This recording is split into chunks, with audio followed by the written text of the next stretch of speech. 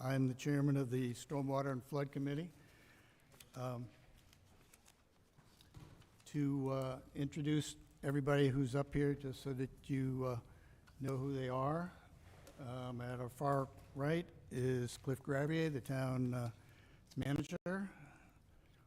Next to him is Jack Gordon, one of the members of our committee, and a previous mayor of the town. Over here is Matt Kirks. He's a member of our committee. Lives in one of the areas that is definitely affected by flooding in the town.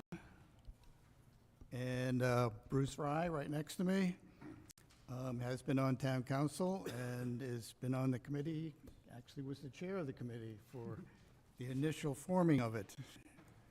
And on my left, on far side, is Bob Collins, who will be our speaker today. Speaking on, he is a member of the, well, I'll introduce him in a second. And Chip Smith, a member of our committee.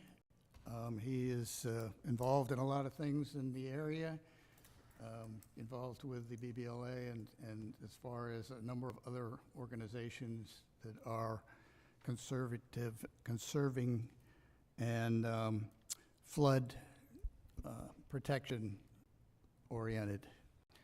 And right next to me over here on the left is John Colby, also a member of the committee and a member that sits in one of the areas that is affected by flooding in town. Okay, I'll call the meeting to order. First item, approval of the agenda. Do I have a motion? So moved. Second. And we have a second. And a vote, please. Those in favor? Approval of the minutes from our May meeting. Do I have a motion? So moved.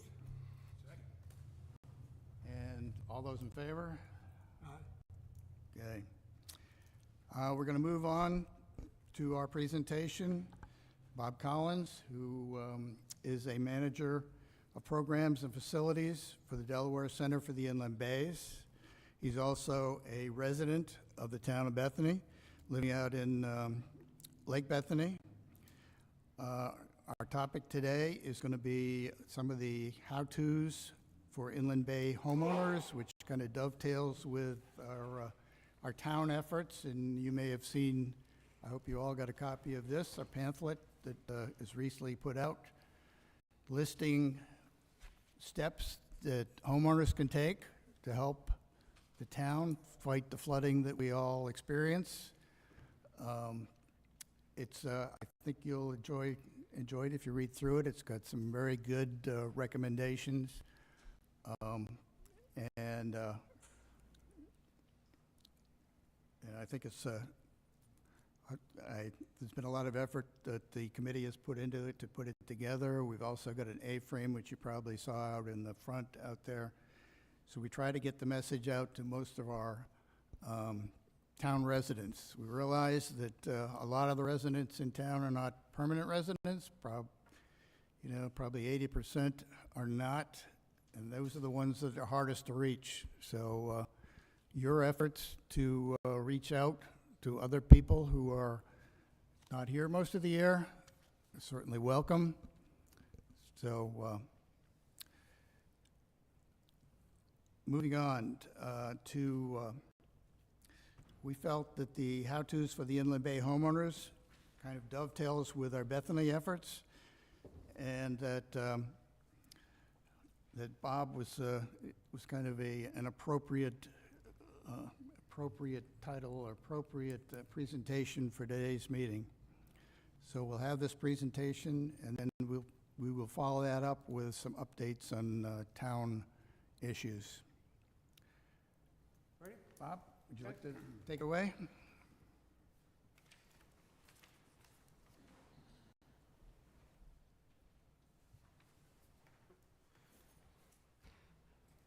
Well, thank you for having me back here. And again, I'm Bob Collins, Delaware Center for the Inland Bays. I've also been a Bethany Beach resident for 33 years. And today we're going to look at our homeowner homeowner owner's manual, if you will. So, It's in here.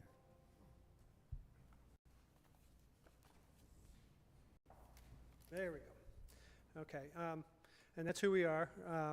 We are established by the Delaware State of Delaware General Assembly. We're one of 28 national estuary programs, and our mission, if you will, is to oversee our comprehensive conservation and management plan. But overall, we promote the wise use and enhancement of the inland bays, working with a diverse group of partners, everyone from homeowners to farmers to aquaculturalists. This is our watershed here, and I think a couple things that point out, I'd like to point out on this, and I don't know if this pointer works on this or not. But if you look at it, the Delaware Inland Bays, really, it's the three bays, Rehoboth, Indian River, and Little Assawoman. And if you look and you see where Bethany Beach is, that line there is actually, that'll move a little bit depending on what the tide is. But I think we're generally considered to be an Indian River Bay. And if you look at Indian River Bay, how big that watershed is compared to the amount of water there. So I think the take home from this slide is that, you know, really everything you do on the shore, in the watershed, is going to have an impact on your water. And that also includes another thing I'd like to point out here is this slide here. It's generally considered that that the water, the groundwater and the surface waters are interchangeable. So there's a free flow between them. So whatever you do on the land is going to affect the surface water, which is going to affect the groundwater. They're all interconnected.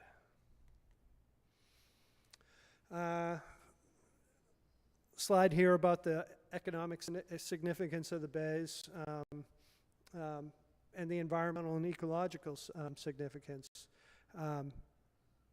You know, it's an important watershed for a number of reasons. Whether it's you know, whether you're a fisherman, just like to go to the beach, you don't want your house flooded, those types of things. And again, major threats and what we do on land impacts the water. And eutrophication has traditionally been our biggest problem here, and that is has to do with nitrogen and phosphorus levels in our waters, and whether that comes from fertilizers, from chicken manure, from atmospheric deposition from rainwater. The more nitrogen and phosphorus that get put into the water cause a more plant-dominant water column, and that has an effect on the water chemistry and what's in there. So you know, that's a really important. It's really how I got involved in inland bays projects. But the other two, habitat loss, you know, we can get up here and I can pull the tree hugger thing, but you know, I think we all want, you know, to have the habitat that we were used to here. We want to preserve it. We don't want to lose any more habitat. But I think now, you know, really one of the biggest, probably the biggest issue now is going to be climate change and resilience.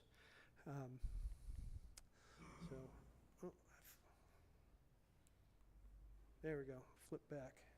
Yeah, good news. What I'm here really to talk about today is we have a homeowner's, what is it, a waterfront property homeowner's guide. And I do have more up here if you'd like one, help yourself. Lisa said I could have the whole box there.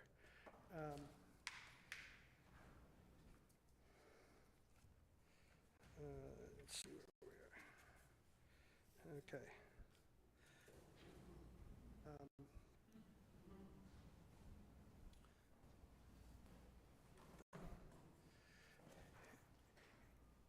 Already got one. And the guidebook really, it focuses, it casts a very wide net on the Inland Bays watershed. It doesn't just refer to coastal towns, although obviously coastal towns are going to be a big part of it. And actually, I think if you kind of refer to page 16, that gets past all the feel-good stuff.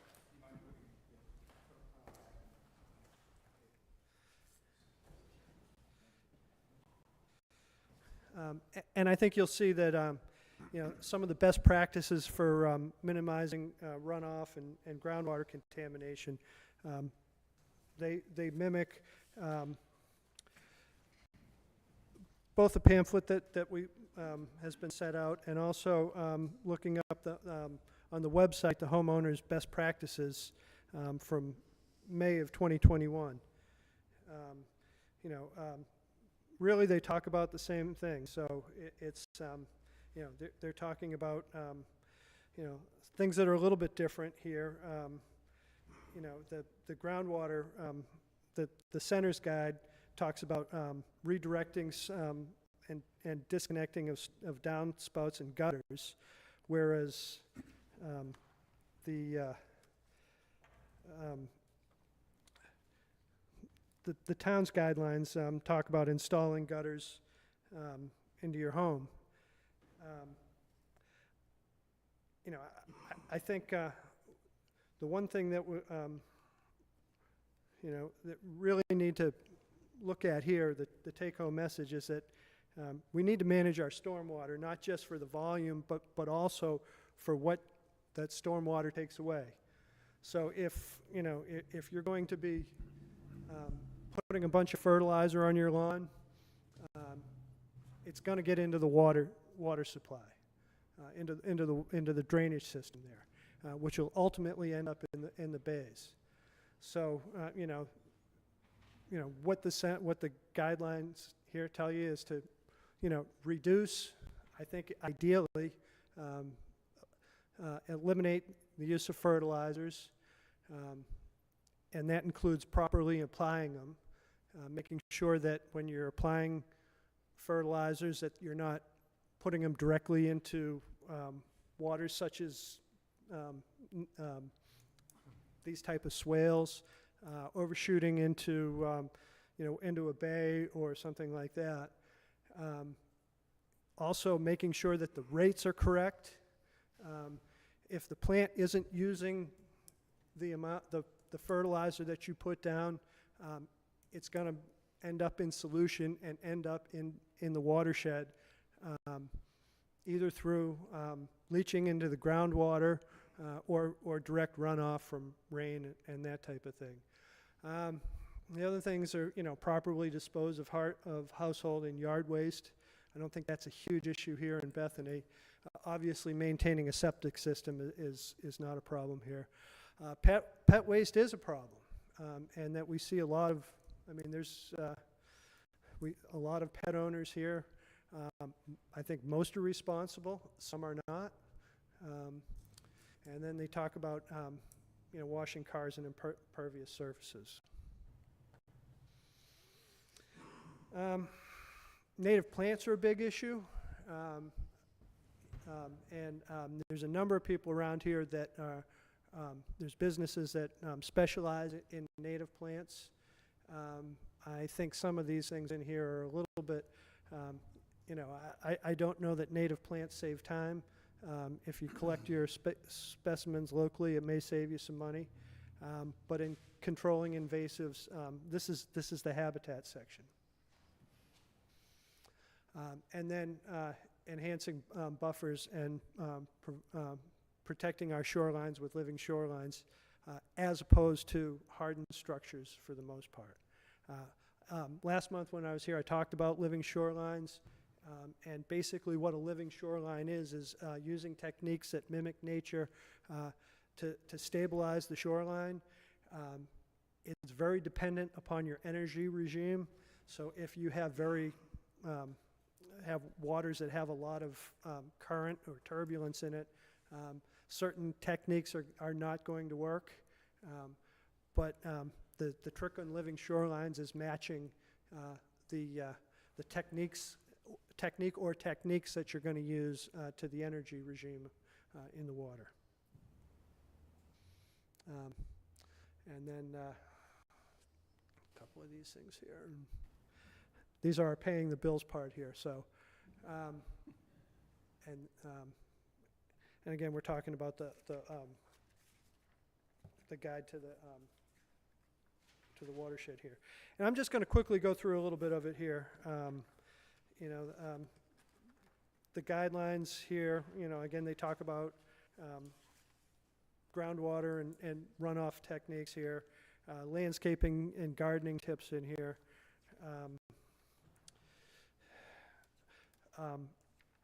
Invasive plants are mentioned, and again, managing septic systems and wastewater. A couple,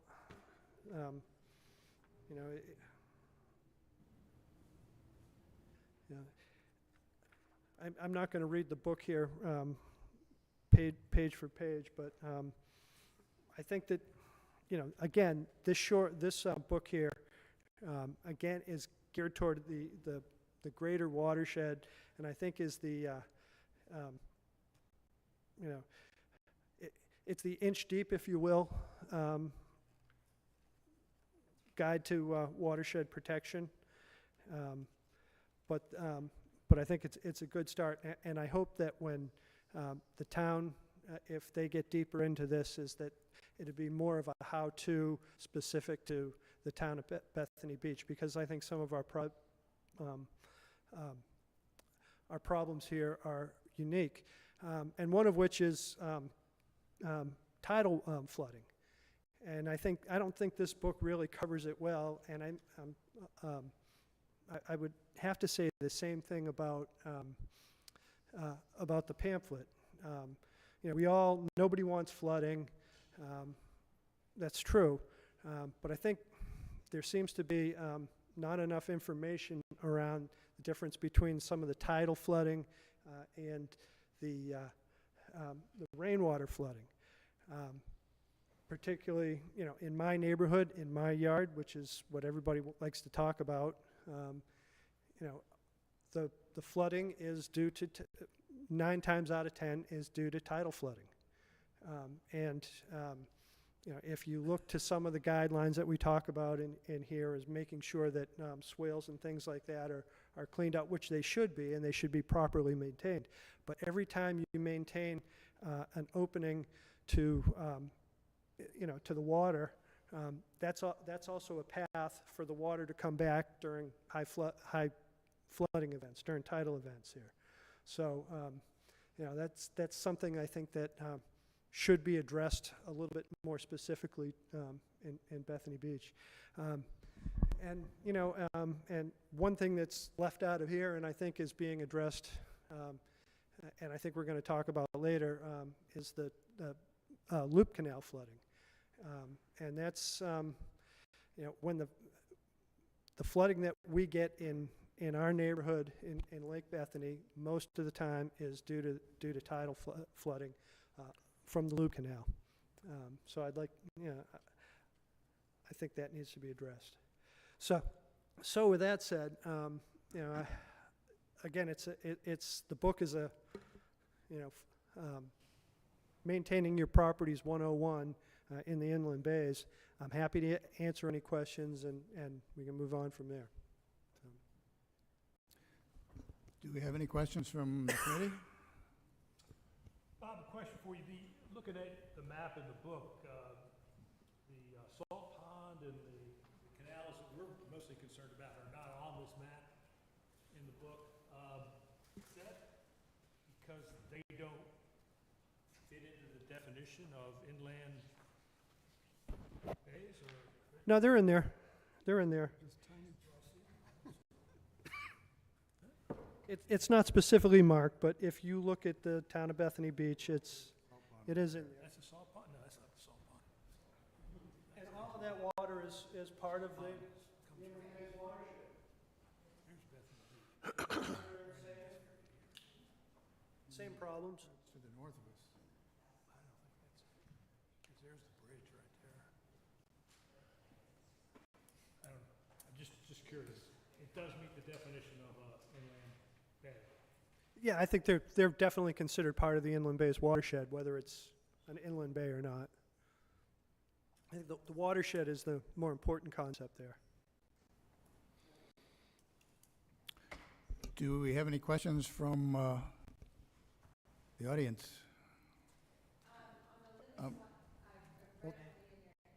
Ma'am? The difference between moving water, living shoreline, and still water, if bulkheading versus living shoreline. Well, bulkheading has a couple of issues. It creates a barrier between habitat that's in the water and upland habitat, and that intermediate habitat is very important for a number of things. Also, it in many cases, a bulkhead or hardscape like that will actually make flooding worse. Maybe not in that particular area. It'll make erosion worse.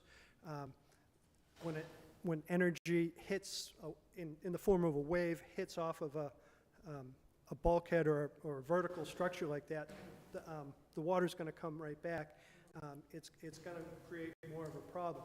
Maybe it protects that one area better, maybe not.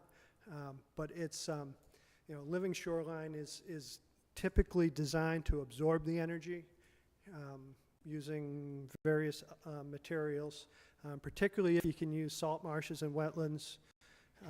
That it'll slow it down. Now, that doesn't mean they're appropriate everywhere. I mean, you could obviously putting a salt marsh right next to the beach isn't going to do the job, but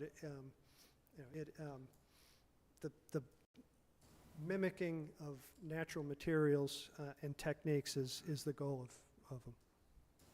So you're saying that the energy that is if a wave hits the natural, whereas if it's moving parallel to it, is that still a living shoreline better or bulkheading better? Yes, it would be, and in designing a living shoreline, you would design for that energy regime.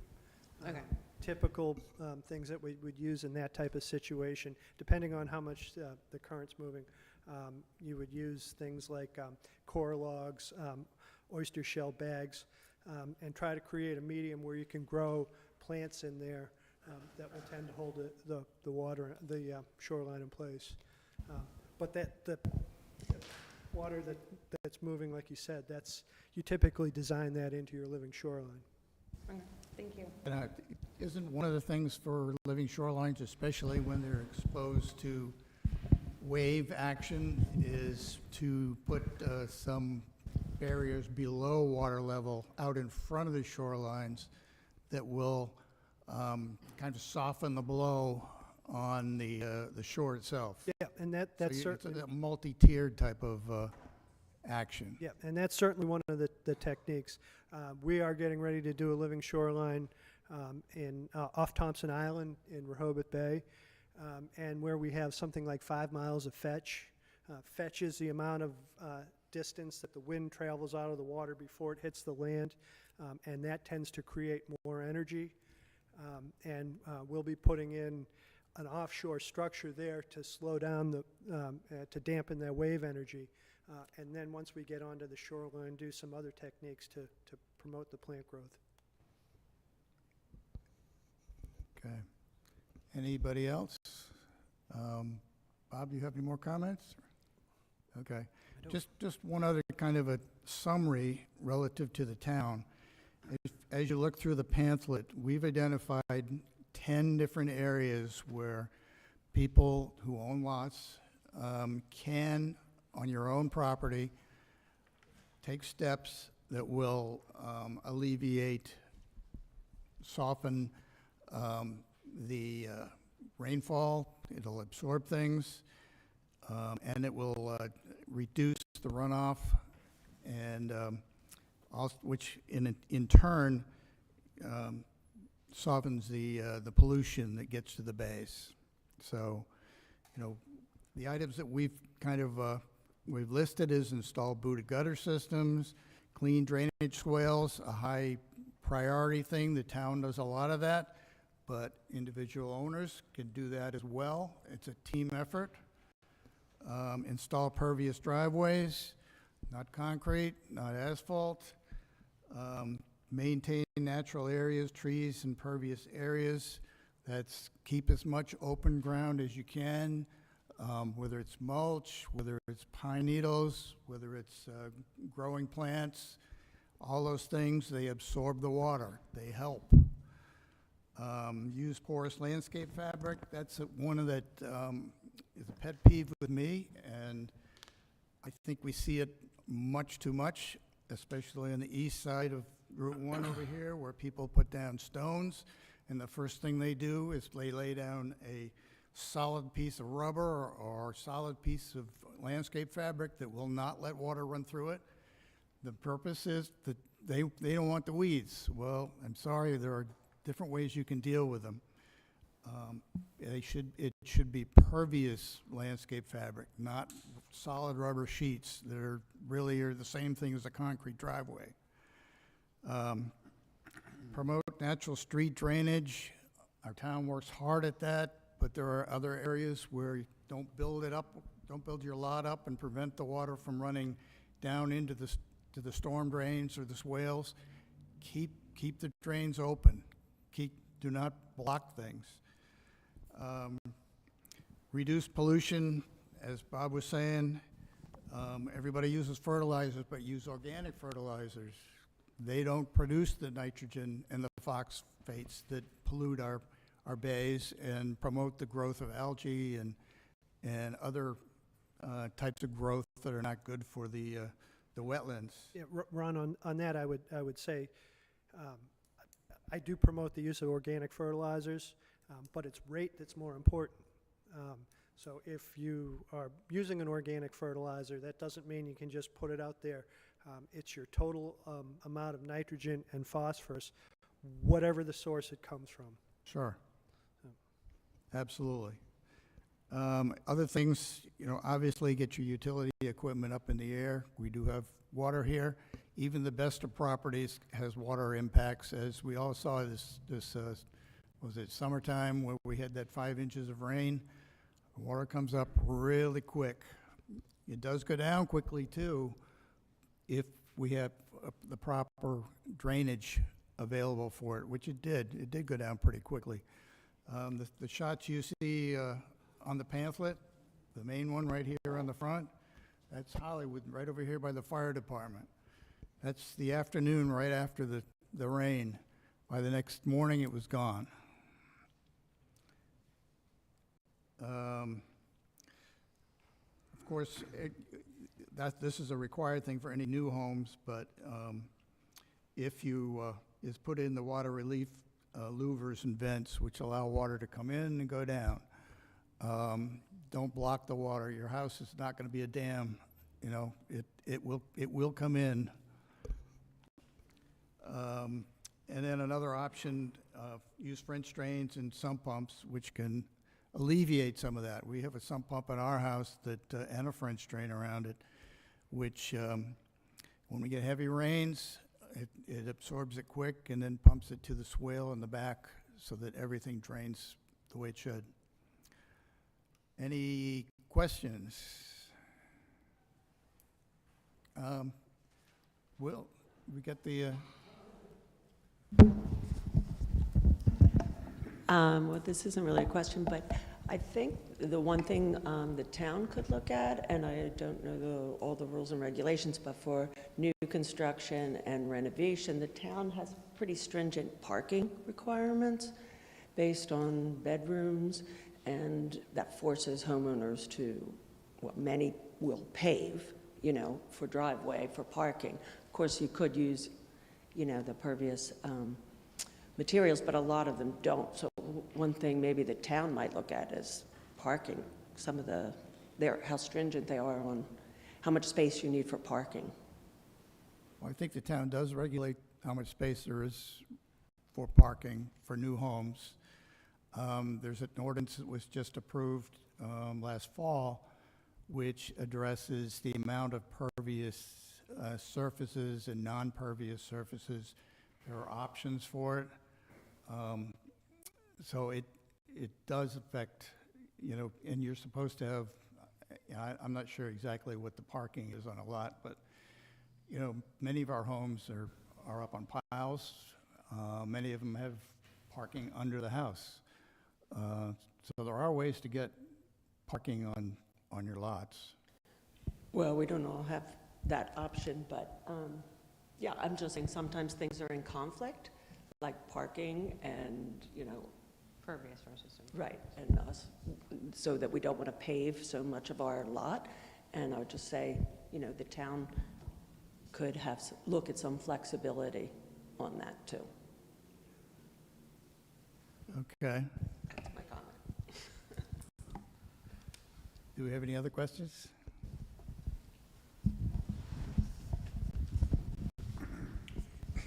I also have a question about the permeable driveways and such. I had thought years ago, perhaps by mistake, that the town was moving toward requiring that, going forward for new construction. And am I wrong? I don't think that happened because there's lots of asphalt and cement driveways going up. So the ordinance is passed, and it regulates how much of your surface area has to be permeable. And it's rather complicated So ordinance. it's for the whole but property, it's not just, It takes in the whole property, not just your driveway. but I could do something for the rest of my property but still have a concrete driveway. Yes, you could work that out, yes. Yeah. You can have a concrete driveway, but that's going to limit you in other areas. I guess I think personally that driveways should be permeable surfaces, period, the end. And Should be pervious. Is that what you're saying? should be pervious, yes. Yes, I agree. I mean, that's exactly what we've said on here. So you're allowed a percentage, if you will. So what that makes you do is determine how much of your lot you want to have open and permeable. So instead of having a paved walkway around the side of your home, you might want to do a permeable surface and use that percentage to put into your driveway. So it gives you some options. May I ask where to find that percentage number? Does anyone know the code or regulations for that?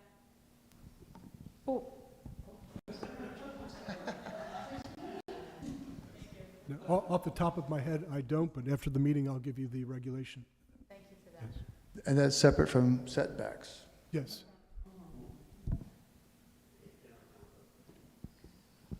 Now, the ordinance applies to new construction and major modifications. Existing homes are grandfathered.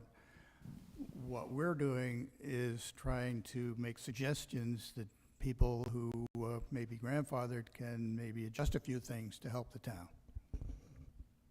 It would and be difficult. themselves. It would be difficult with the ordinance, for instance, in a home in say in Bethany West, if you wanted to repave your driveway or put concrete in your driveway. I think you'd almost be forced to do a permeable surface based on the percentages in this ordinance. And a pervious surface can be pavers, for instance. They don't have to be stone all the time. There are options.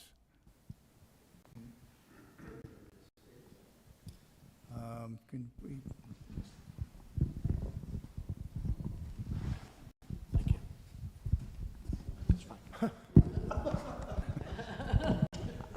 But just to be clear, the pavers have to be installed in a different way than a normal, quote, paver Yes. order of a driveway, because pavers become impervious. Right. So whereas a regular paver estimate for my driveway, I think, was about $14,000, it could be, 6 times the amount for a pervious paver driveway. It may be, It's right, very expensive. yeah. But that's, you have to figure this is, sometimes it's the price of where we live. You know, we all chose to live here, so we all should work together to solve our issues. I think there's an interest on the part of probably one or two council members and possibly people on the planning commission to revisit that ordinance. And if you've seen it, I think it can be a rather significant expense to try to put a pervious paver driveway in or some pervious surface in if you were planning to blacktop your driveway. I've heard numbers 3, 4, 5 times the price of paving your driveway, and you're just doing a retrofit, if you will. So I think probably there'll be some initiative, hopefully, here in the near future to try to strike some sort of a balance that addresses both issues. And comments are certainly welcome. Any more questions, comments? Okay, if we can move on to the next item on our agenda. Beach replenishment, I think we have almost reached the end of that. Would you care to make a comment? Sure. Mr. Califf, if you don't mind, since I have 5, 6, 7, and 8, I might just flow through 5, 6, 7, and 8. Please. Okay, thank you, or try to. Beach replenishment this year was unusual in that the federal government allocated $23 million to replenish 5 beaches, the first time that the government and the state have done that. It's always been 2 or 3 north or 2 or 3 south, but never have they done 5 at a time. In doing it, they had to allocate resources, and if it had been ideal, they probably needed significantly more money to replenish each of those 5 beaches to their original form, if you will, to their original template. One of the things that's happened to Bethany Beach, if you look at our beach, you'll see the snow fence 10 to 15 feet in front of the dune. That was the former tow line of the previous dune. So while they installed the fence, and there's the picture of it, where the previous dune would have been, they did nothing to restore the dune. And that's unfortunate for us. They raised the beach, they widened the beach, and that helps to dull the force of storm waves and storm action. But this is a bit of a negative for us because we already see the ocean breaking at the toe of the dune, coming through the snow fence and breaking at the toe of the dune. Less than ideal. We're certainly better off than we had been, but again, we have a nor'easter coming here this weekend. We'll see the ocean hit the toe of the dune and begin to chew at the dune. One of the positive things that has happened related to beach replenishment here in the last year or so is that Senator Carper's office has worked to have some changes made in the law that deals with replenishment. And previously, you had to have a state of emergency declared before, after a significant storm, federal and state officials would come back and consider replenishment. But the change in the way this is going to be administered now allows them to come back to our 50-year projects and replenish them without a declared state of emergency. So if we have a significant hit, that will be a positive thing for us and will make it easier for the federal government to replenish our beaches. Item 6 deals with the Loop Canal and our project that we have moving forward, which is a dam at the confluence of the Assawoman and the Loop Canal. Bethany Beach is a community that, if you've never seen one of these maps, this is the map that you'll realize really does not show you when you're thinking about Bethany Beach. This is a LiDAR map. Areas that are tan, any shade of tan is an area that's above sea level, mean high tide, and anything that's shaded blue or purple, any shade of blue or purple is at or below sea level. So because of that, it's almost impossible to put in enclosed drain pipes and drain to any particular area because you could never develop enough fall to bring the water where it needs to go. You also see, and this is in our newsletter we just sent out, it's on our homepage, you'll see arrows pointing in and pointing out. The majority of our flood works, here's the Loop Canal, here's the Atlantic Ocean, here's the Loop, here's the spot where this dam would go. We know, we've had it studied to the 9th degree, that the majority of our tidal floodwaters push in from the Loop Canal. It's counterintuitive. You might think it comes over the Fred Hudson Road. It does at 3.5 feet, but water pushes in the loop into the salt pond, and your flooding in the salt pond comes from the Loop Canal. A major storm, when it overtops Fred Hudson, impacts the area, but nothing like the Loop Canal does. Over the course of the town's history, there are probably 150 or 200 different types of drainage systems, all interconnected over the course of 50 or 60 years with no overarching plan. You would find one street with a drainage swale behind it, another street with a drainage swale in the front, and over the course of time, people tried to connect them and tried to take most of that water to the Loop Canal. What that causes in those open swales is when the water pushes into the loop and tidal water's raised, it pushes into our entire drainage system. Often, most of the time, as Bob has said, 9 times out of 10, maybe even more than that, when you see water sitting in a swale in Bethany Beach, it isn't from a rain event, it's from a tidal event. So one of the things we've known and looked at for a number of years was the impact of a dam, not a permanent dam, but a dam that would be raised and lowered, again, at the confluence of the loop and the Asselman, within the loop itself. It wouldn't be a tall dam, it would be a dam that would be about 3.5 feet high and would raise and lower depending on weather conditions. It would be navigable, and it would have minimal impact on kayaking or boaters, and would only be raised at the time we were going to have a weather event. It also could be used in conjunction with heavy rain. If we were not having a tidal event, knew we were going to have 3 or 4 days of heavy rain without tides, we could use this whole area as a sump, raise the dam on a low tide, and use it to collect water to allow water to drain out of the community more quickly.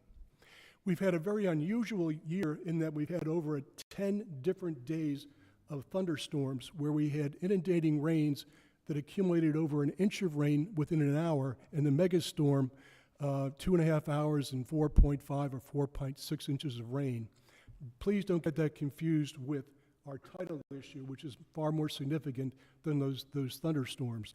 Thunderstorms are problematic. The system, the way it's designed, can't take a lot of water in a very short period of time, but as has already been mentioned, it drains generally within 18 to 24 hours at max. So this dam is a project that's moving forward. We've completed some preliminary design work.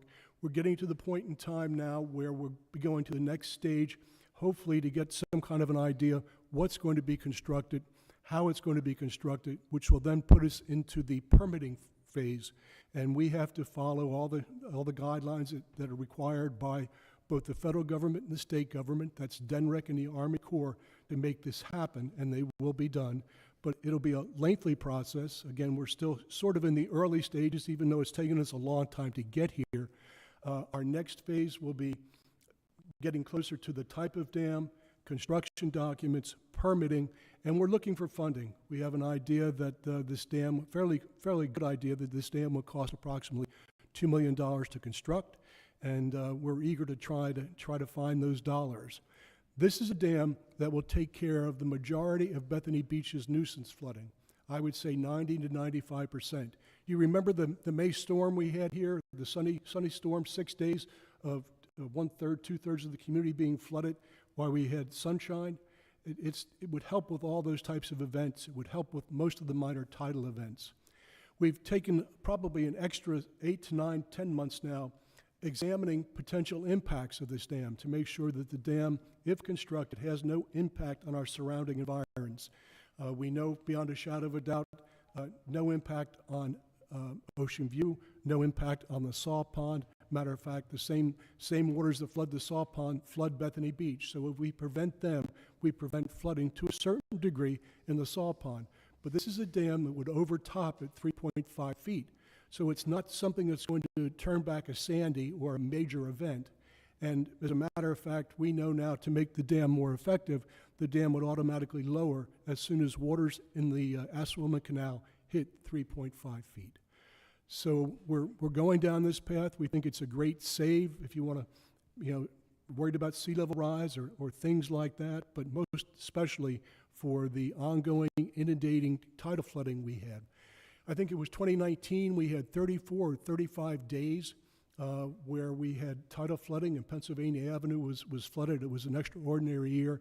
This dam would have prevented all of that flooding. So that's where we are. We're moving ahead with it. At a certain point in time, probably when we have a better idea of what type of construction, how the dam will be constructed, and there's a couple of considerations, a couple of ways to do this. One is with the bladder, where the bladder inflates and the bladder deflates, which is probably better for our environment, and another is hydraulics.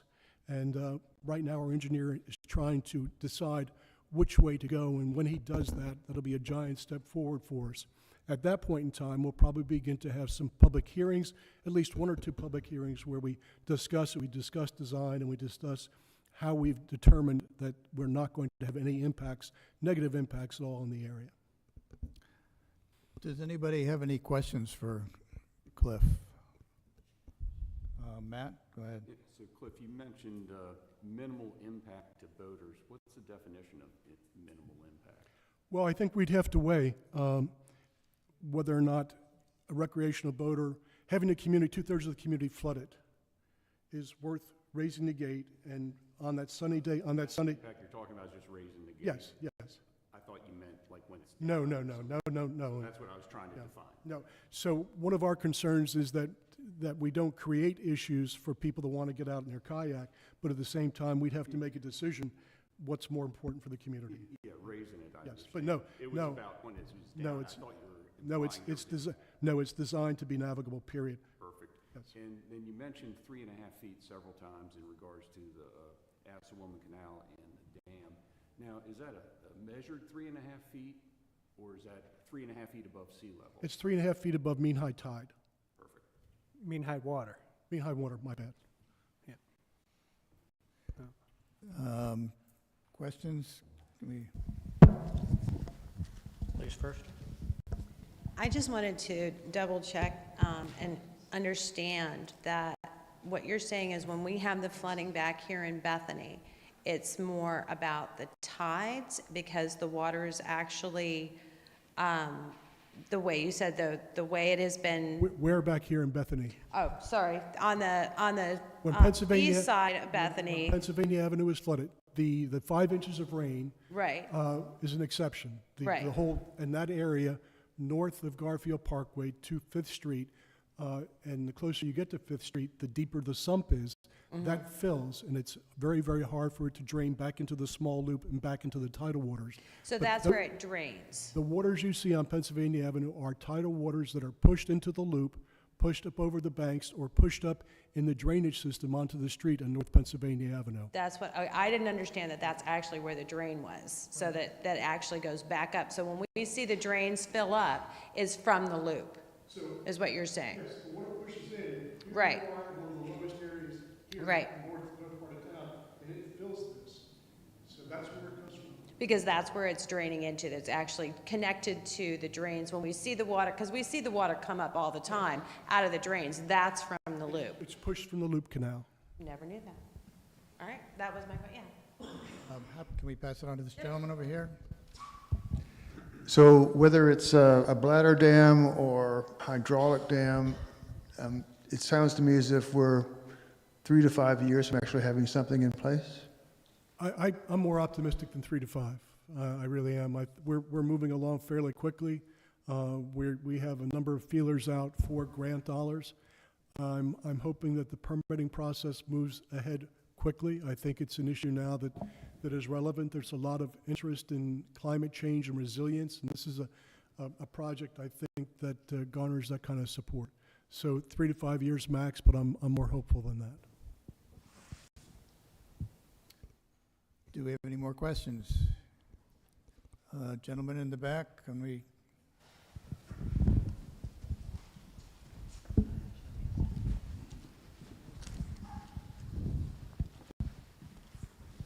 Thank you, sir. When there is a flooding event, I live on Salt Pond. When there is a flooding event, will we be notified that the dam is going up? And how long will the dam be up?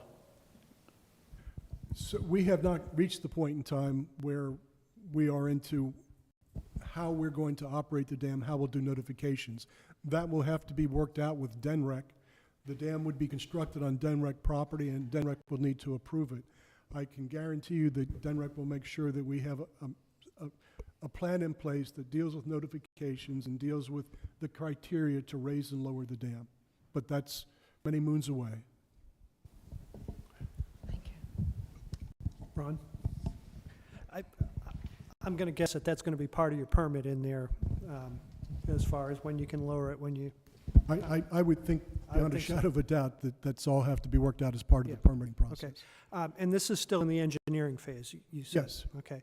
So, question I was going to ask is what happens if it fails, but I'm sure the engineer will address that. If it fails, in which way? To raise or or to lower? Well, when dams and things like that are put out, they inevitably, I won't say inevitably, but a great amount of them fail. They wash away, there's things that happen. But I'm getting ahead of myself on here. We're into, from the very beginning, have had discussions about fail-safe. Mhm. It's important for us to be able to lower it. It's important for us to be able to raise it. The fail-safe issue for us that we're most concerned about is it not lowering at 3.5. So it not raising will just be flooded, but we want to make sure that we have a fail-safe to drop it if we need to. Right, right. I'm curious on the dynamics, the hydrodynamics of it. But it's not something that says don't do the project. Definitely not at all. I wish you could go higher than 3.5 feet. I wish we could too. But the other issue there is that Fred Hudson is 3.5 feet. So it'll overtop Fred Hudson. Another component of this, but there'll be separate issues that we deal with, will be gates just west of West Cotton Patch, at that bike path there. So that'll address some of the flooding at Fred Hudson, but still that'll be overtopped. But Fred Hudson overtops at 3.5 feet, so it's sort of a wash, if you will. Right, unless you address that somehow. Yes. Right. And that's more than $2 million. Yes, and that's a lot of DelDOT, so I'm just happy to stay in the Loop Canal, so. Yeah. Questions? One more in the back here.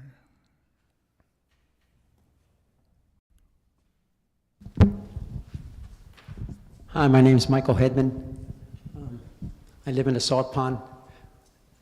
I hear you talking about, the flooding and this will prevent this, will prevent that. We have 15 interconnected ponds that were made in 1991.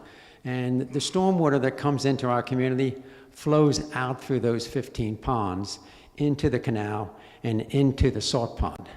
When you put the dam up, will that stop our flowing of our water out of our community? No.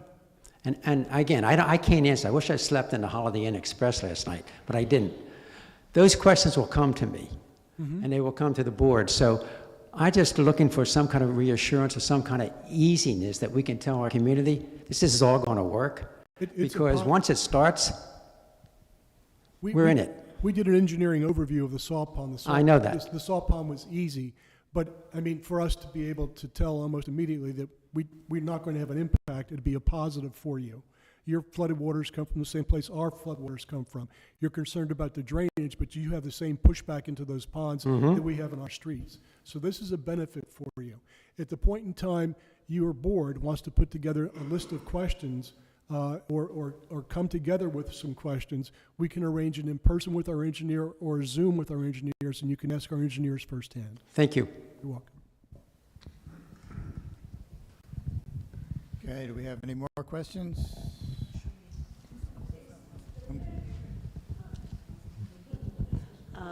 We'll mic you. You want to guys hear next time. everything I have to say. The plan to bulkhead the Loop Canal, That's coming up. is that tied to the, 7, 8. okay, I didn't know, is that tied to the It's coming dam or up. independent of the dam? So, are we done with, Sorry, anyone? Well, you're still looking at the engineering for the dam and whether that's going to be bulkhead at the very confluence, or is that part of what's still being looked at? For the dam, so on either side, on the either side sub, of the dam, there'll be abutments Okay, that the dam will be connected to, but it won't be bulkhead, it'll be a different type of construction. okay.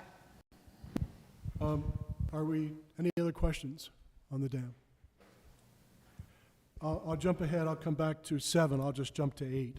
So 8 talks about update on the Loop Canal bulkhead, living shoreline, and dredging projects. Right now, the bulkheading in the Loop Canal would take place right here along the land strip that separates Lake Bethany from the Loop Canal.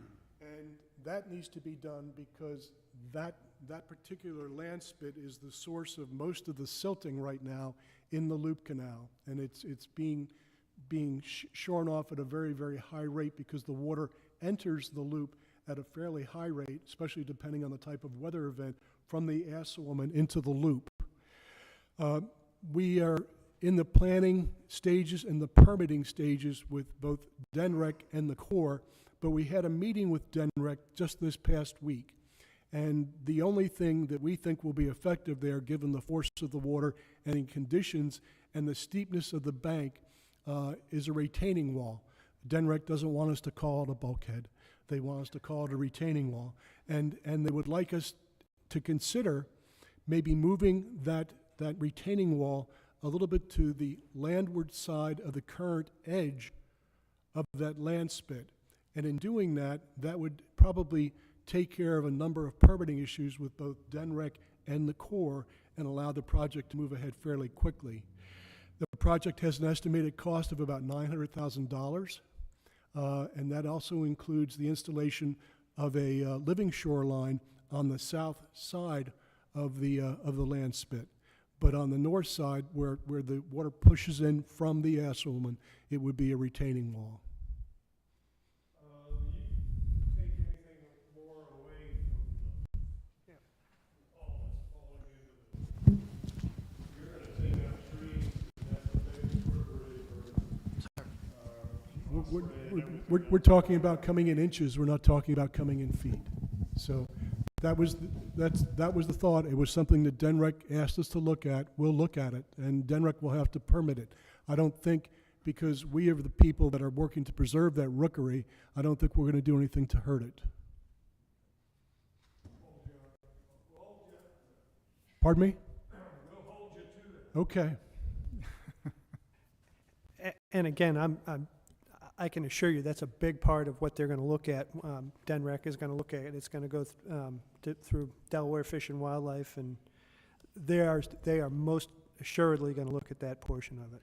But in terms of trees, if you take a look at the bank right now, if something isn't done right now, a number of those trees you're concerned about are going to be in the canal. So we're not going to be able, those ones that are leaning right now, we may have to sacrifice them in order to preserve the strip. We can always go back and replant, and we will, to try to reforest if we lose them. But you might have to, with anything that's done, those that are leaning in the canal and about to fall might have to be dealt with. Would you pass, there's someone in the back there. Oh, Mike.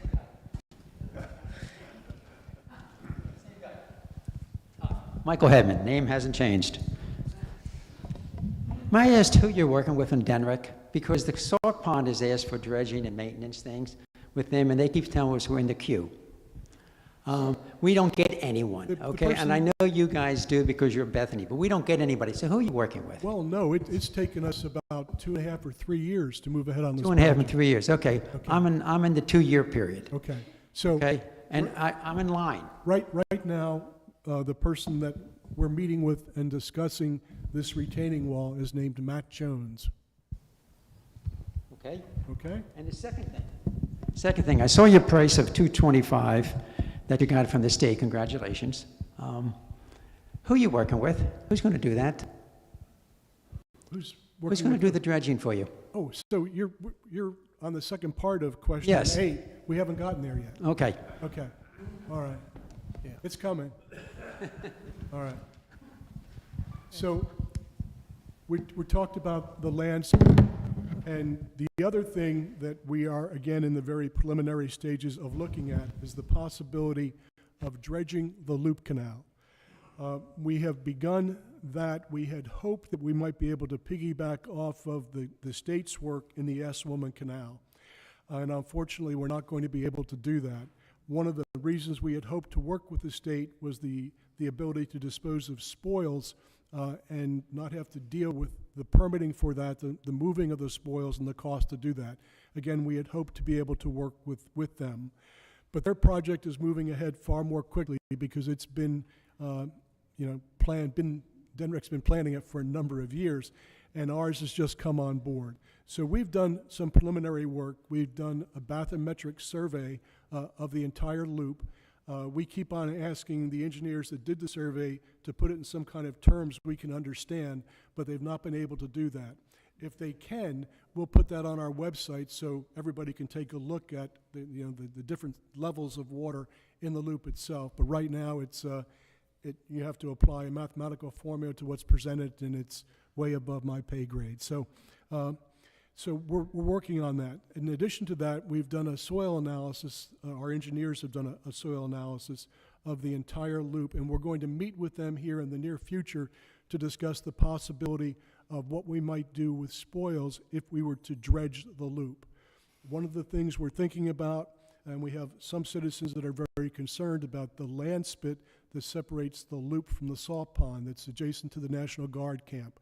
One of the things we'd like to do, might be able to do, is take the spoils, if we dredge, and it's a big if because of the cost, if we dredge the loop canal and restore that land spit. In the past, we've tried to biolog it without much luck, but if we were able to, again, restore a good bit of that spit, we might have more success going forward. The issue for us with dredging is the dredging is estimated to cost between $1 and $1.6 million. It's nothing we have budgeted for. It's something that we're seeking money from the state for because there is an interest, I know, with some of our local legislators to help restore the loop.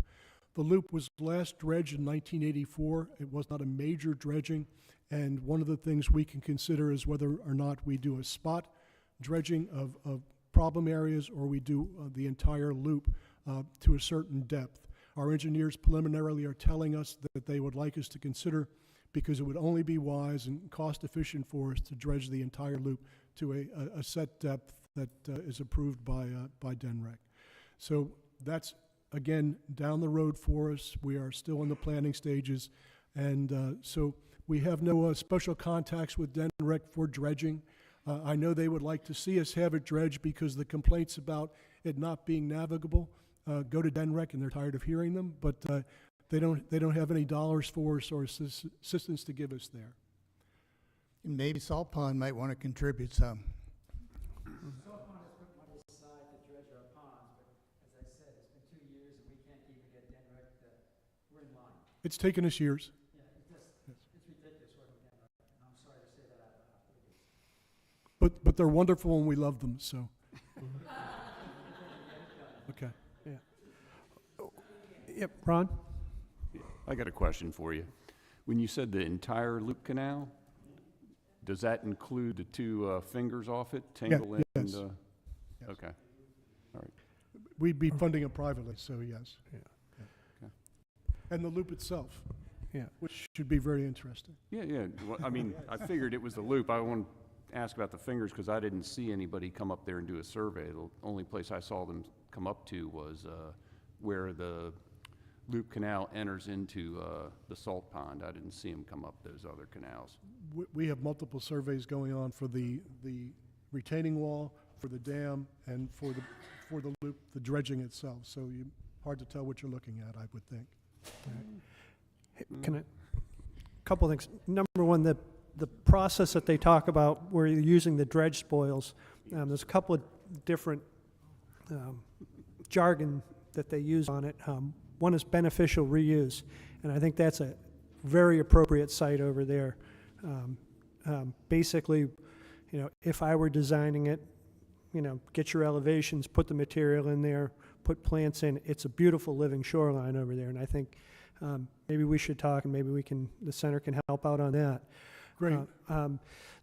The other thing too, I did want to go back quickly to the retaining wall, and I talked about earlier about living shorelines are not appropriate for everywhere, and that side of the land strip there at Lake Bethany is a very inappropriate place for a living shoreline. However, on the other side, I think you could, where the sunshine is over there, you could do some really nice concepts over there. I'm just going to ask you to try to avoid stone in there. I think we're already at the biolog. I think we're going to do something Okay. natural. So, and you have very little, the issue you had on the north side of that spit was the fetch on the salt pond, which destroyed it almost within a year or so. So this, I think, would be distinctly different in Lake Bethany, so. Well, I can talk to you on both of those later. Okay. So, Any questions on those things?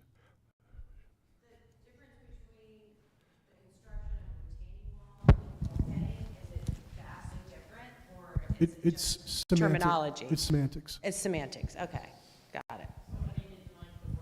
Got it, Yes. okay. The last thing on my list is the discussion about the Back Bay study.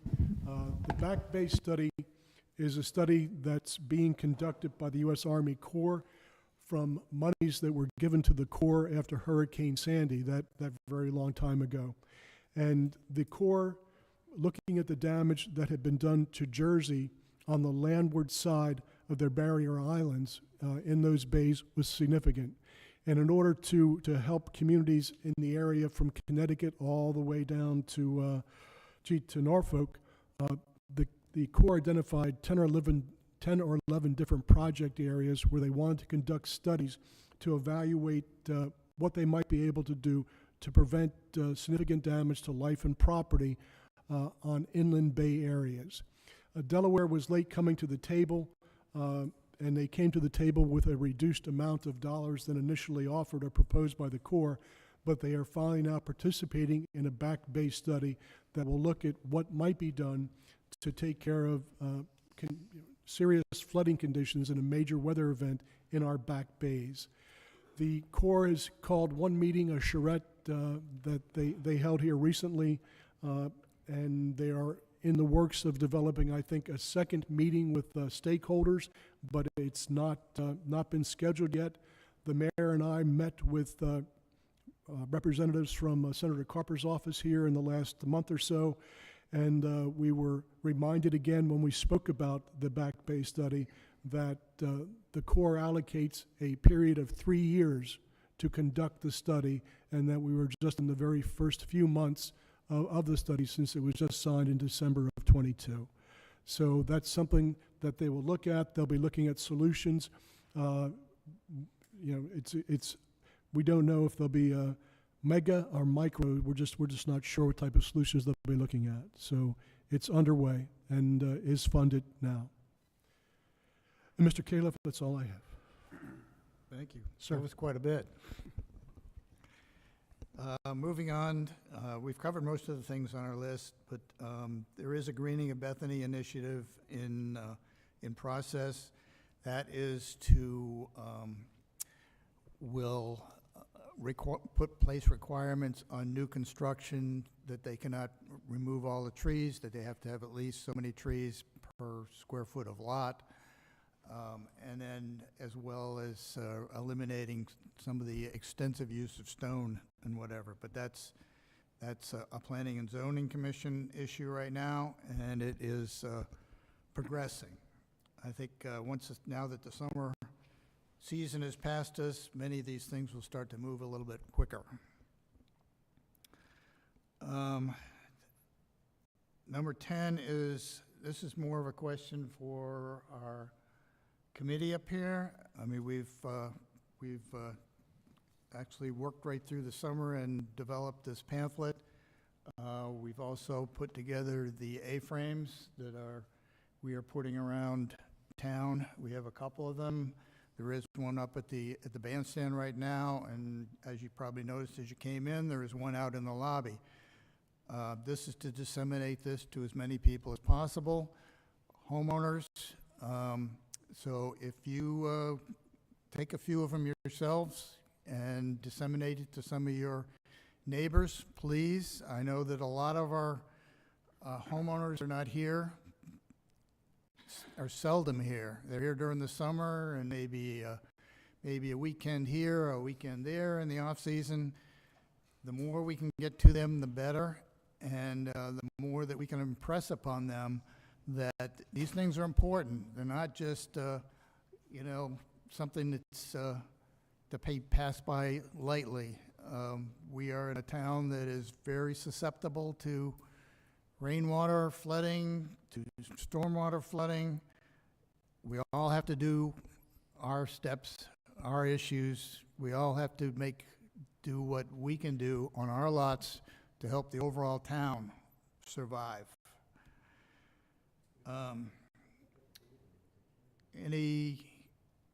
Any comments on thoughts we should do to improve what we've done so far?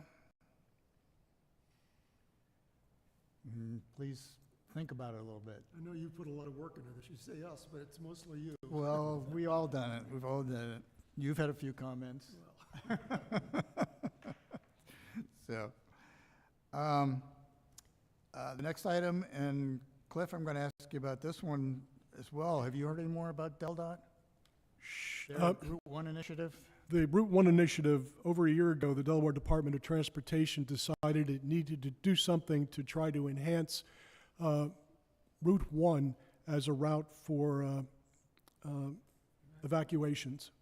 And one of the things number of things they're looking at is raising Route 1, as they've already done north of the inlet, in different areas to an even higher elevation, with the idea that it would be keep the road open for evacuation. We know here in Bethany that people that have lived here long enough is that you don't go north and you don't go south to evacuate. You go west on Route 26. And we have never had a real issue here. Rarely, the mega storm with the 5 inches of rain actually flooded Route 1 right here by Hollywood Street. But even in our most serious storms, the big winter storm of '98, the water came up at the loop and lapped at the sides of Route 1, but still Route 1 was open. When the mayor and I met with DelDOT a good number of months ago, one of the things that we raised our concern for our area, because we know North Bethany, Middlesex, South Bethany come this way too, because they know Fenwick's closed, they knew Route 1 south of the inlet or north of the inlet is closed, is Vines Creek. And we asked them to take a look at Vines Creek, because Vines Creek, even though it's new construction, was built very, very low and does flood. And there are back ways you can go to get yourself to 113, but you're not going to find it on Wave or on your Google Maps. So we asked them to take a look at that. At the same time, when they come back to meet with us, we'll ask them if they can give us any assistance here on Route 26, because there is a low spot on the Assawoman Canal just south of the bridge that pushes in from the Assawoman into Turtle Walk and closes 26 much earlier than we would like to see. Our next meeting with them is scheduled for October 10th. They're going to tell us what they've done and where they are with it. But they tell us when they met with us that this is something that's a significant ways away, that it's going to be many, many years away before some of the things they're talking about doing, which actually involve thinking about seawalls before they get that far along. So we'll see on the 10th where they are with Bethany Beach. Okay, thank you, Cliff. Other things that we're working on as a committee or individuals are working on here. I know that there's a class that's open to some of us that are associated with the town and this committee, that a few of us are taking that course coming up on climate change. Any other comments from committee members? Yeah, I do not have anything. Okay. Any new business we need to bring up? I think we've covered a lot today. Is there any more from the audience? Do we have any more comments or questions? I think we are ready to adjourn. I call for an adjournment. Do we have a So moved. I'll second. Okay, those in favor? Hey. Thank you very much for coming. I appreciate it very much. Are you taking that course? No, I signed